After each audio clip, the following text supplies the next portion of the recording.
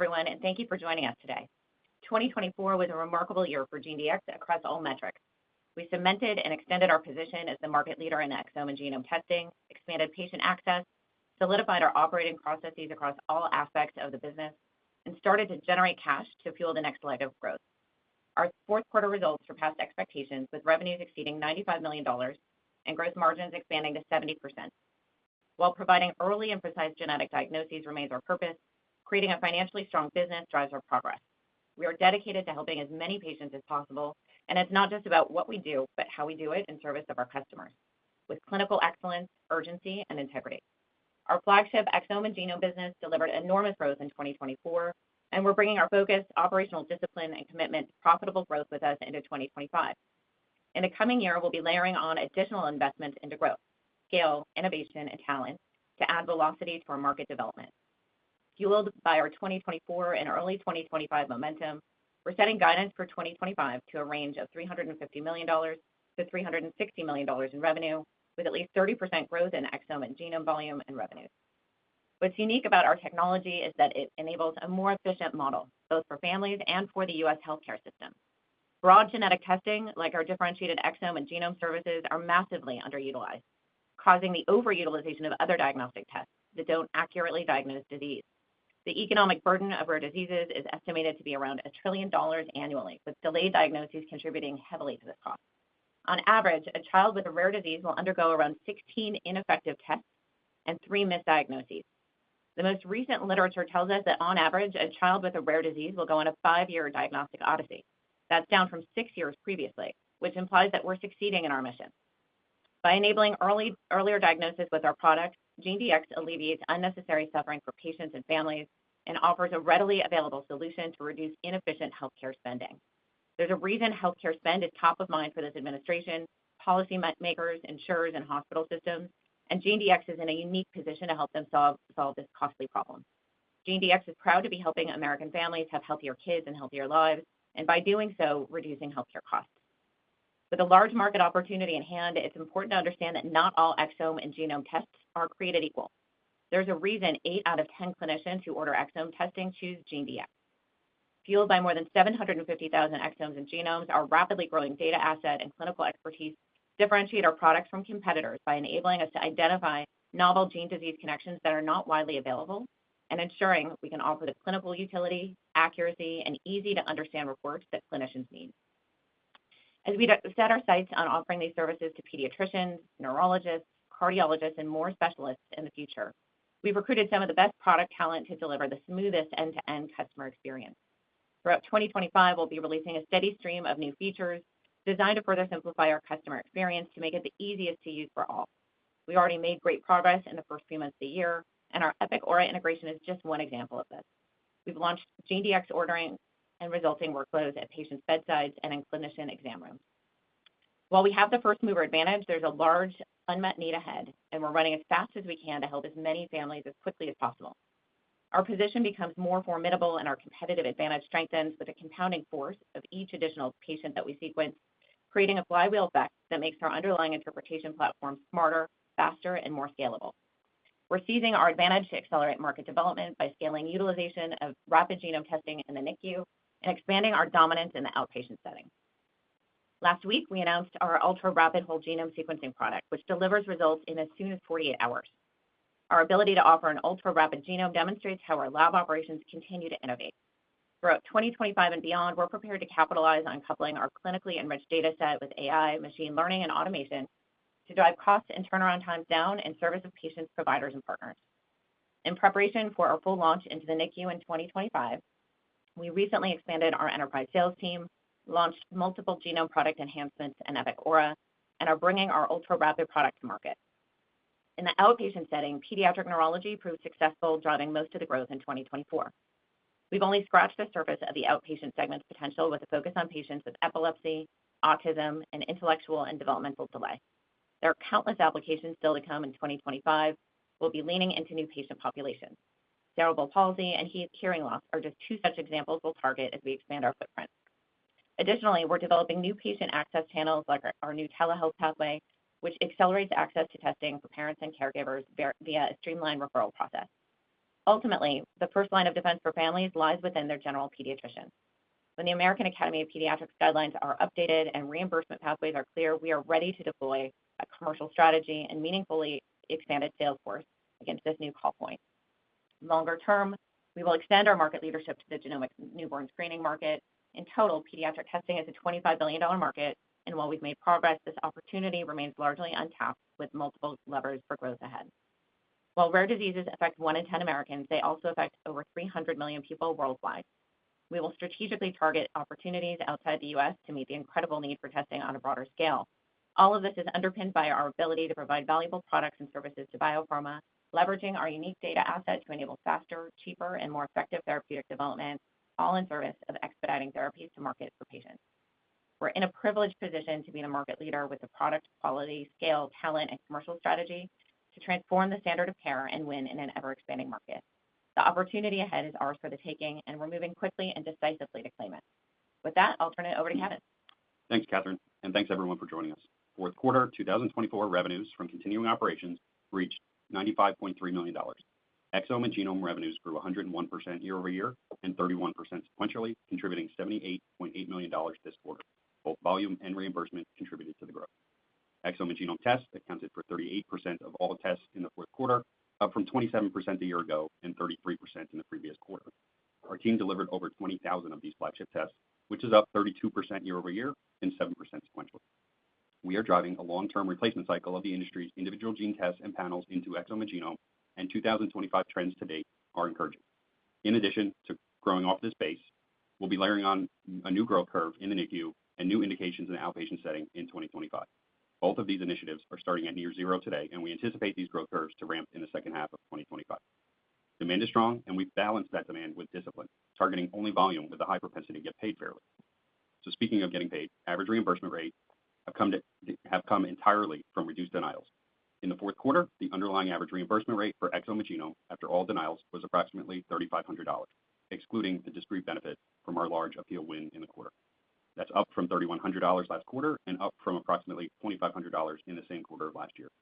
Our work to refine insurance-specific workflow to minimize administrative and procedural denials and the activation of additional state Medicaid policies to cover exome and genome testing more broadly are both contributing.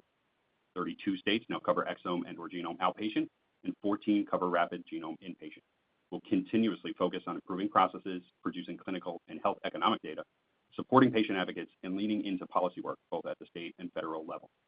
We've built the operational strength and tools to now open the aperture of volume that we'll target to drive growth to higher levels. Adjusted gross profit from continuing operations in the fourth quarter was $66.9 million, which is up 106% compared to the prior year and up 36% sequentially from the previous quarter. That translates to an adjusted gross margin of 70% in the fourth quarter, up from 56% a year ago and 64% last quarter. Our team has exceeded expectations on COGS throughout 2024, and Q4 was no exception. And while we're pleased with how far we've come to reduce cost per test, there is still work to do. I'm excited to partner with our recently onboarded Chief Operating Officer, Brian DeCaro. He's begun to retool resources and our approach to extract the next leg of scalability and product enhancement. Beyond that, Brian is leading a new charge with respect to innovation and enabling a next-generation customer experience to make ours the most attractive in the space. Down to the bottom line, total company adjusted net income for the fourth quarter of 2024 was $16.8 million, our second consecutive quarter of profitability. Full year and fourth quarter 2024 revenues, adjusted gross margin, and adjusted net income includes $6.8 million of discrete benefit in connection with a multi-year appeal win from a single payer. $5.8 million of that benefit went to exome and genome. This recovery to overturn past denials is a prime example of the quality and professionalism of the revenue cycle team we've assembled here at GeneDx. And on the balance sheet, cash equivalents, marketable securities, and restricted cash total $142.2 million as of December 31st, 2024. Cash flow for the fourth quarter 2024 included $12.4 million in cash generated from ordinary operations, including receipts of $6.8 million in connection with the appeal recovery, and $31.9 million of proceeds, net of fees, from the issuance of 406,726 shares of common stock in connection with sales pursuant to our ATM program. Those inflows were partially offset by $19.6 million in scheduled payments to service previously reported liabilities of legacy Sema4. Now turning to guidance. We expect to deliver at least 30% growth in exome and genome volume and revenues, and expect total revenues between $350 to $360 million for full year 2025. We expect full year 2025 adjusted gross margin between 65% and 67%. And for comparison, full year 2024 was 65%. We expect to maintain profitability each quarter and for the full year 2025 on an adjusted net income basis. You can generally define adjusted as EBITDA less share-based compensation. And in our business, adjusted net income should conform fairly closely to operating cash flow over time. As we previously shared, we will continue to optimize the test menu towards the genome-only paradigm. To that end, and in order to focus all investment into accelerating exome and genome growth, hereditary cancer is a non-core fit within our business we are exiting in 2025. So I'll wrap with this. GeneDx has spent 2 decades investing in the accumulation and expert curation of data, know-how, and tools necessary to interpret a genome's worth of information most definitively and at previously unimaginable scale. And under Catherine's leadership over the past 3+ years, it's now coupled that long history of clinical expertise with a strategy, commercial effectiveness, and operating discipline to finally scale the promise of genomics. Stepping forward, we intend to address a large unmet medical need and do so while saving an overly complex, bloated, and expensive healthcare system massive dollars. In an era where cost efficiency for healthcare in the United States is top of mind for hospital executives, insurance partners, policymakers, politicians, and taxpayers alike, the GeneDx exome and genome are a large part of the solution. And with that, we welcome any questions. Operator? Thank you, ladies and gentlemen. If you have a question or a comment at this time, please press star 11 on your telephone. If your question has been answered or you wish to move yourself from the queue, please press star 11 again. We'll pause for a moment while we compile our Q&A roster.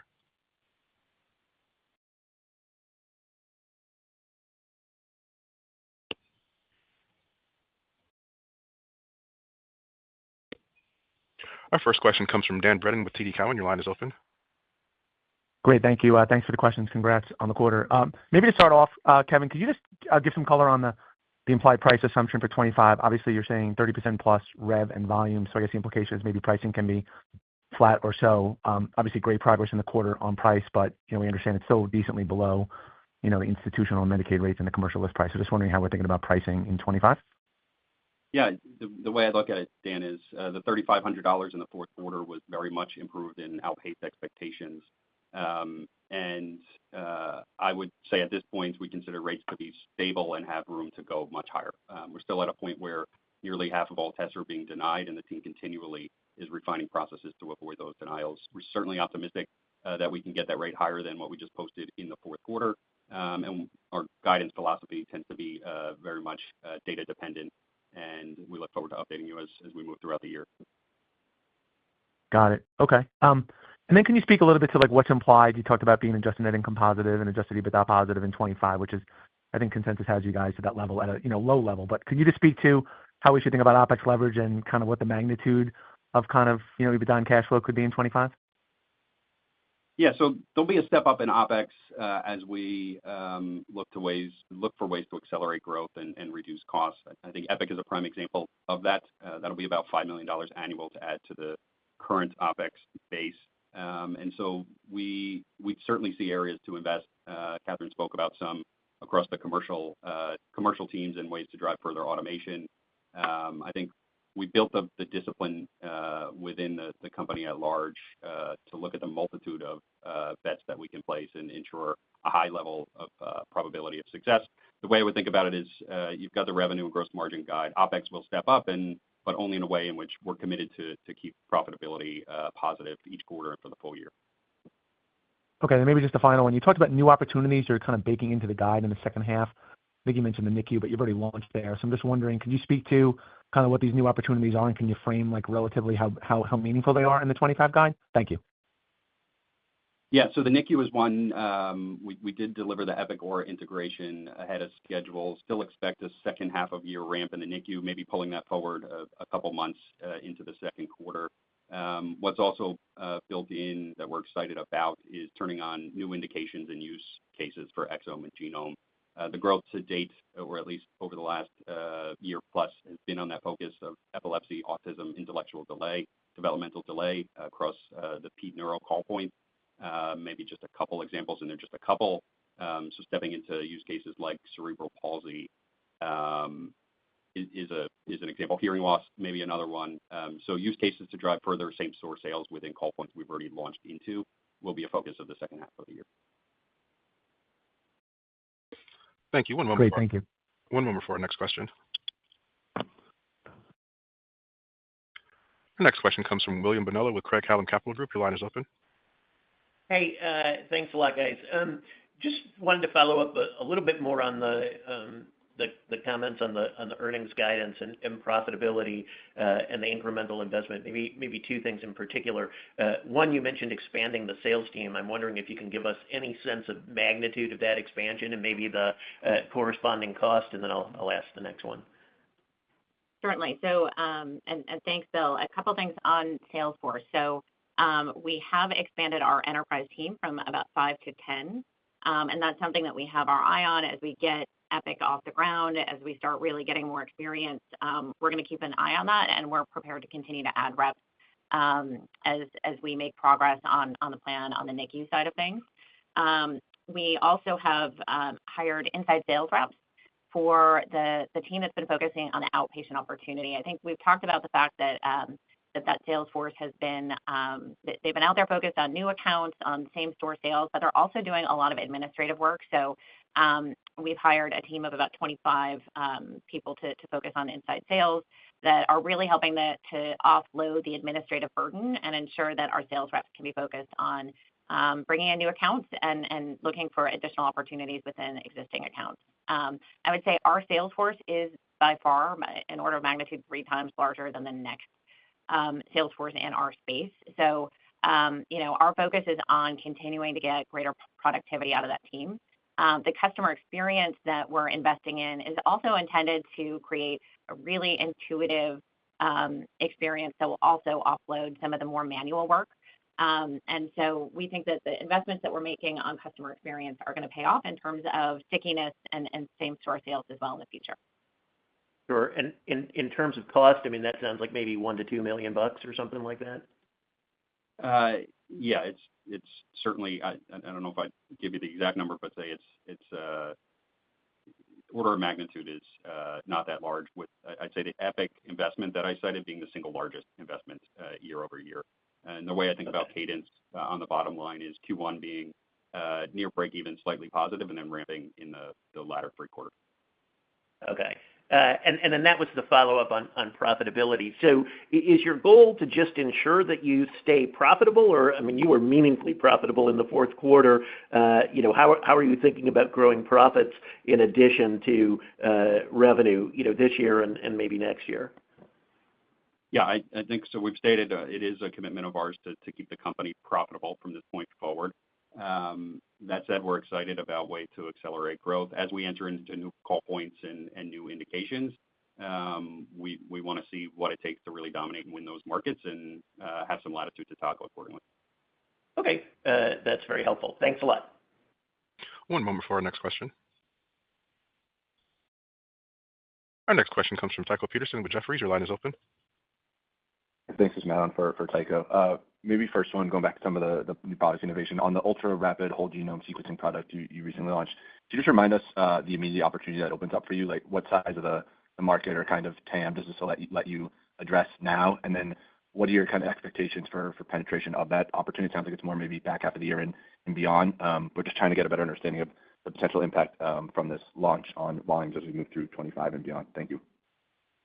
Yeah. So one, I would say ultimately down the road, we want to be delivering the best, fastest, and most cost-effective genome across the board. So we ultimately want to move to just being able to run a highly accurate, fast, clinically actionable genome for everyone. But in the meantime, that product is indeed focused in the NICU setting.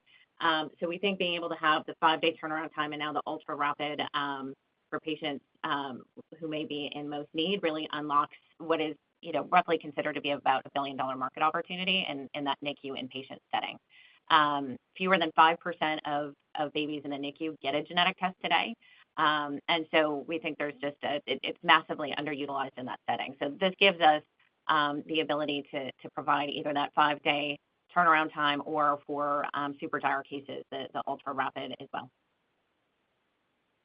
Thanks. And maybe one on capitation. I think you talked about in the prepared remarks kind of fueling the next leg of growth. Could you talk about what your priorities are today, how that might differ between organic and inorganic, and if there are items on the inorganic side, can you just remind us kind of types of assets you might consider looking at, either on size or kind of where it fits relative to your existing portfolio today? Thank you. So in terms of priorities of investment, continuing to invest in growth is obviously critically important. So having best-in-class products, having the best-in-class customer experience, we think this is a prime opportunity to really be able to deploy AI, machine learning, and other automation technologies to help smooth out that overall customer experience. As I mentioned, we've hired, in particular, one of the leading industry customer experience product designers who has tremendous experience in terms of making it a really sticky experience for everyone. Continuing to automate as much of the lab as possible, the interpretation platform. Those are the major areas as we think about prioritization of investment. All of that, of course, to fuel a fast-growing market. We want to make sure, as I said, that we've got the best, fastest, and most competitive in terms of pricing. We've invested a lot in scale, so I think we're really pleased about our ability to have the highest level of clinical excellence, but also be able to do it more cost-effectively than anyone else in the space. Thanks. And maybe just one more I could sneak in for Kevin. On the hereditary cancer exit in 25, could you just spike out what's in or out of the guide for that, and then any more color on timing when we could expect, or the type of exit we could expect in 25 for that hereditary business? Thank you. It assumes in 2025 losing the vast majority, nearly all of the hereditary cancer contribution that we saw in 2024. Super. Thank you. One moment for our next question. Our next question comes from Matt Sykes with Goldman Sachs. Your line is open. Hi, thanks for taking my question this morning. Kevin, maybe just two quick ones for you, and then I have a follow-up, Catherine, for you, a more bigger picture. But just, Kevin, can you talk a little bit about what your expectations are for true-ups within that guide for 2025? I know that Q4 was more of a one-off appeal, but how should we think about true-ups as we move through this year as a portion of that revenue? And then secondly, just given the exit rate of gross margins in Q4 and then your guide for 65-67, how should we think about phasing for gross margin improvement over the course of this year on a quarterly basis? Yeah, thanks. So on the true-ups, I think fair to say that the order of magnitude of subsequent quarter true-ups may come down some naturally as we're getting to a more mature spot. Although I will say we're still a far way off from what we think is a theoretical max on payment rate, which is probably likely around 80%. And so still a lot of room to go. But would expect that every quarter we're on the positive side of those true-ups. Frankly, it's an estimate that is meant to align to expected cash collection, and there's always some slippage up or down on that. And it's our hope that we're being appropriately conservative and coming back with positive true-ups in that regard. And then on gross margin, we're certainly excited about the ability to unlock further efficiency and cost savings in the dry side of the lab. I would think most of the impact to come in the second half of the year, but not really in a large step-down function, more so pretty smooth. Frankly, there's a lot of manual steps we think right for automation, and so we'll have a bit of a rolling launch of automation throughout those steps rather than one big bang release. Got it. And then, Catherine, just when you think about sort of the moat you're trying to build around this business, you've mentioned a few things in this call: product development and design, investment in commercial sales force, turnaround time, et cetera. How do you think about protecting sort of the market share you've got while also expanding the business, keeping in mind some of the competitors might not have the resources you have, but others might get into this business over the course of the next few years? How do you think about building that moat and protecting that, and what types of investments will you make to do that? Certainly. I mean, a couple of things come to mind. As the first mover, we have an advantage so long as we run fast, and I think we have proven over the past several years we're running fast. And if there's a message we want to make sure everyone understands coming out of this call, we're going to continue to run fast and hard this year too. I think continuing to diversify our customer base and really cementing the GeneDx brand in settings like the NICU, and continuing to cement our brand with health systems, we think is critically important. As I said on the call, there's a reason 8 out of 10 genetics experts use us, and we intend to ensure that we can continue to leverage that as we introduce our services to new call points as well. We think that's gonna pay dividends once we move into the general pediatric segment. The endorsement by the genetic experts is going to go a long way for us. But at the end of the day, the reason why we have prevailed, not just over 1 year or 2 years, but over a decade, where competitors have entered our space and have failed to catch up to us, is because our data asset is indeed truly valuable. It sets apart our interpretation platform. It ensures that clinicians can trust the answers that we're providing them. We deliver fewer variants of unknown significance. Our diagnostic yield is higher. It's a better product, and that's the reason that we have the stickiness with the most discerning genetics experts out there. So we're going to continue to build that data moat rapidly. We're going to build, as I said, a customer experience that we think will be an amazing complement to that data moat, just making it super intuitive and easy to order, easy to understand. And I think the rate at which we're onboarding new customers and continuing to see same-store sales is exactly the reason that we'll continue to win in the space. Great. Thank you. Very helpful. Appreciate it. One moment for our next question. Our next question comes from Mark Massaro with BTIG. Your line is open. Hey, guys. Thanks for taking the questions and congrats for a strong 2024. Catherine, the first one I wanted to ask of you is the ultra-rapid whole genome, which I think you're targeting turnaround time in about 48 hours. Can you just remind us how that compares to the turnaround time of your legacy, exome or genome that you have on the market today? And is there a potential for going back to payers and looking for more payment as a result of potentially higher clinical utility? Or is this more of a feature that you want to ensure that it's best in class? Yeah, those are all spot-on questions. So a couple of things. Just zooming out, it wasn't that long ago that the turnaround times for an exome or genome were 6 months. So I think that part of the reason why exome and genome are now, and part of the reason why multi-gene panels will become obsolete in time, is for exactly the point that you're making, Mark. We can now do this not just in weeks, not just in days, but in hours. And we want to continue to be the driver and the innovator that ensures that we can get turnaround times as quickly as possible. So whereas a few years ago, genomes were 6 months, last year, our genome was 14 days. We were able to get that down to 5 days. And then the 48-hour ultra rapid just gives us an additional boost in terms of making sure that we can provide the most rapid results as necessary. We will have a higher price point for that ultra rapid test that is in the NICU. So again, that is institutional pay, and so it's not contemplated in our contracts with payers. But we think that it ensures that for the most dire cases where it may be warranted, that we can provide that. But there is a higher price point on that. Although I will we're confident, Mark, that higher price point, though, we will be in a position to be the most competitive price in the marketplace. And then in terms of that institutional price for hospital systems in the NICU, or down the road as we just effectively eradicate the terms rapid and not rapid and make all as quick as possible, it's always our intention to ensure we're bringing to payers the data that shows the value add, not just clinically, but from a health economic standpoint of getting these answers into the hands of providers as soon as possible. Okay, great. This is actually an investor question. Can you walk us through the phasing of the first and second half of revenue? And do you think in Q1 we should expect volumes to grow sequentially off of Q4, or do you expect any impacts related to lingering holidays or any new product rollouts that might impact Q1 volume? Yeah, I'd expect Q1 to be slightly above Q4, which does show tremendous underlying growth. There is a seasonal effect in our business and across the industry. Typically, Q1, the seasonally weakest, Q4, the seasonally highest, as patients are trying to get into physicians' offices before copays and deductibles reset. So there is a fairly habitual Q1 lag, not just for us, but across the industry. We expect to grow beyond that to keep volumes at or above Q4 levels, and then ramp up significantly around the same pacing as you saw in 2024 in terms of cadence for each of the quarters. But Q1, the lowest, and Q4, the strongest.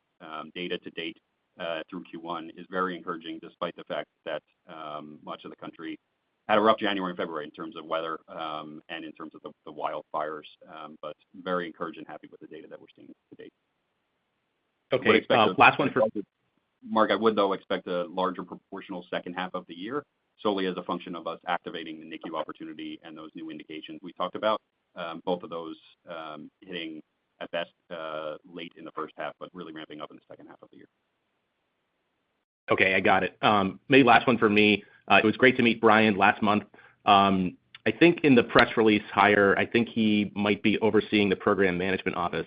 So I'd be curious to better understand some of the programs or initiatives you guys have rolling out in 25 and 26.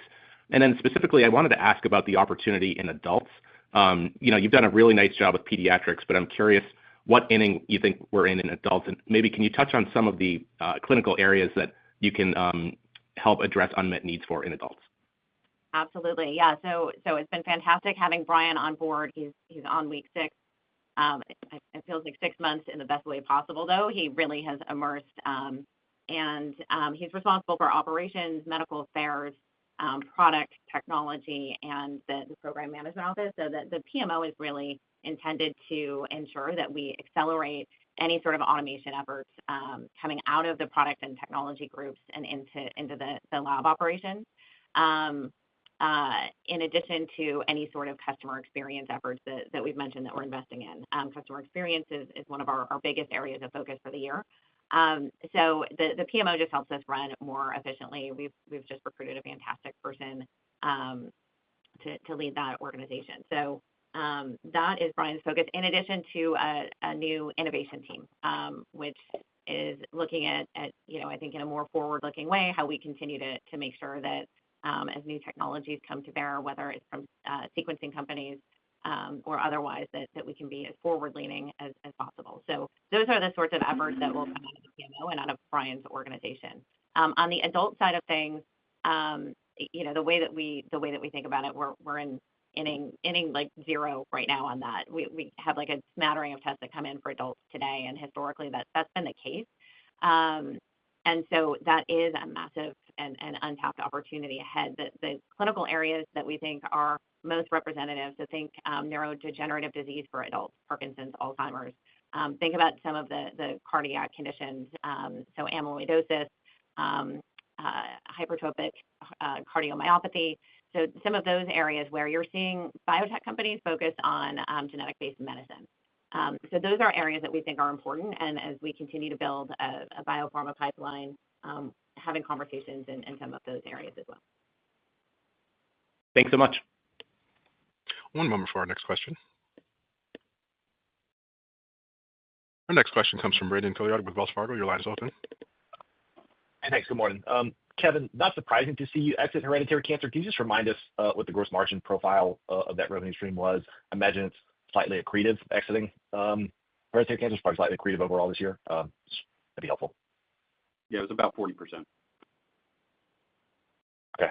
And then, Catherine, on the Epic Aura rollout, so you've launched in one site right now at UNC Health. How many sites do you expect to have by the end of the year? And just simply remind us what the process is like from kind of turning it on, kind of educating doctors until you start, recognizing revenue from that. Yeah, absolutely. I'll kick it off and then let Kevin comment as well. So before we even made the decision to sign the Epic contract, we booked a large pipeline of business that was primed to flip when we had the Epic Aura functionality. So we did a lot of the pre-work, and we kept those customers warm over the course of time as we did all of the tooling required to really build the capability. UNC is one that we've been close with, and they wanted to be the first.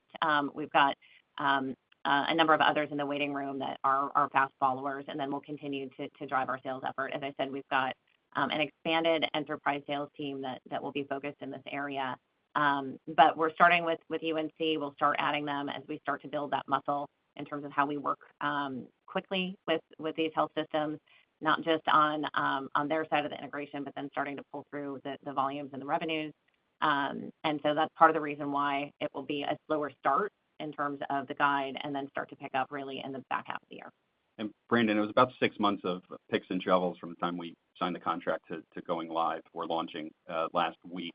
That was really to build the infrastructure, so I consider that effort of build one time. At this point, though, and moving forward, it radically improves our time to deliver new integrations with willing hospital systems, down to a matter of something close to 2 to 3 weeks for each additional hospital system. So a massive improvement over building customized, bespoke, bidirectional interfaces. So we're really excited to deliver that better experience of integrating with hospital systems. And then to your point, the end user, the real key is putting bedside ordering and result delivery on the screen in the exam room or at the patient's bedside. Great. Thank you. And ladies and gentlemen, this does conclude the Q&A portion of today's call. I'd now like to turn it back to Catherine for any further remarks. Amazing. Well, we look forward to seeing you all very soon at investor conferences, and thanks so much for your ongoing support. Have a good day.